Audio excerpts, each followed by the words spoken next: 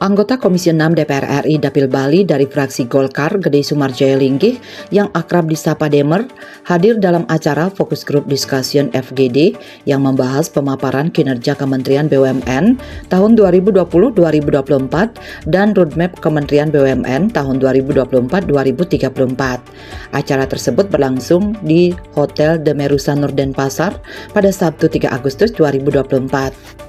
Anggota fraksi Golkar DPR RI Dapil Bali ini menyampaikan bahwa perkembangan BUMN sudah sangat bagus dan memberikan apresiasi kepada Kementerian BUMN atas perubahan orientasi yang sebelumnya berfokus pada keuntungan menjadi lebih berorientasi pada manfaat, menjadikannya sebagai agen pembangunan.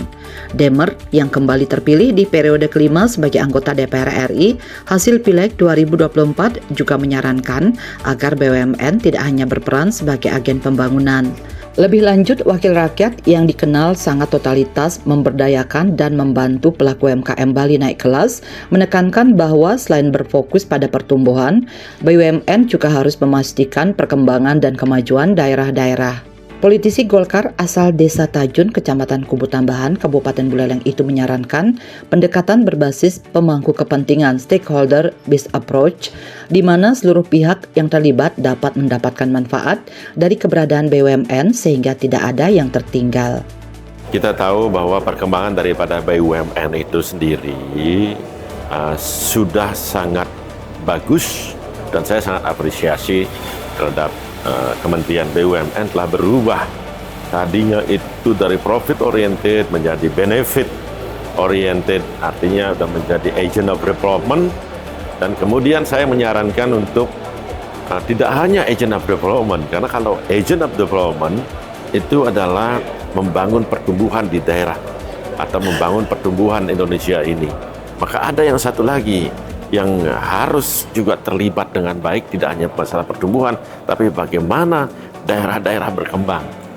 Itu yang saya sarankan yang sekarang ini adalah stakeholder based approach. Artinya seluruh yang terlibat itu bisa mendapatkan manfaat dari keberadaan BUMN ini. Jangan sampai ada yang tertinggal. No one left behind. Harapan saya ke depan BUMN lebih memperhatikan. Ya memang sekarang kalau kita lihat BUMN kita misalnya seperti di airport gitu ya, itu harusnya mereka juga lebih banyak melibatkan orang-orang lokal, baik sebagai pengusahanya maupun sebagai pegawainya. Sehingga tidak menjadi penonton di negerinya, tidak menjadi penonton di daerahnya. Dan saya tidak tadi meminta untuk tidak terjadi oligopoli. Ya, oligopolinya apa?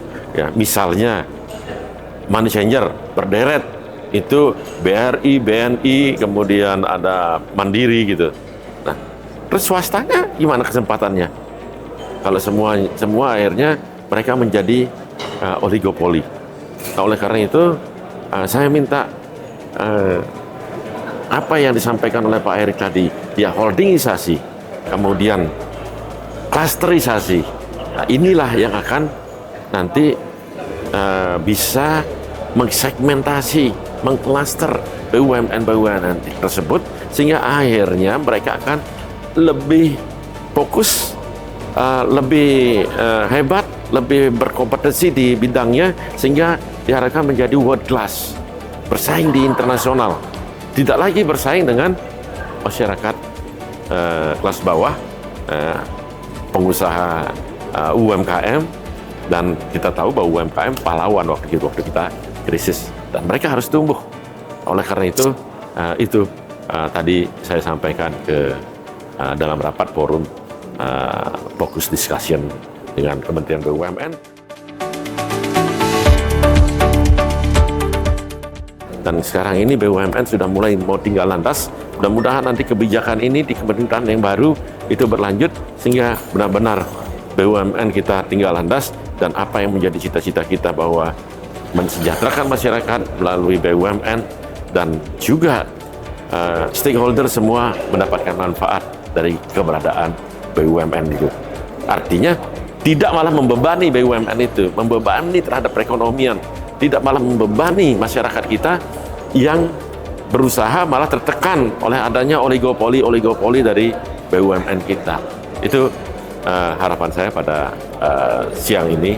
Mudah-mudahan ini akan menjadi kebijakan yang baru yang akan lebih kita sama-sama bangkit bersama. Bali 1 mengabarkan,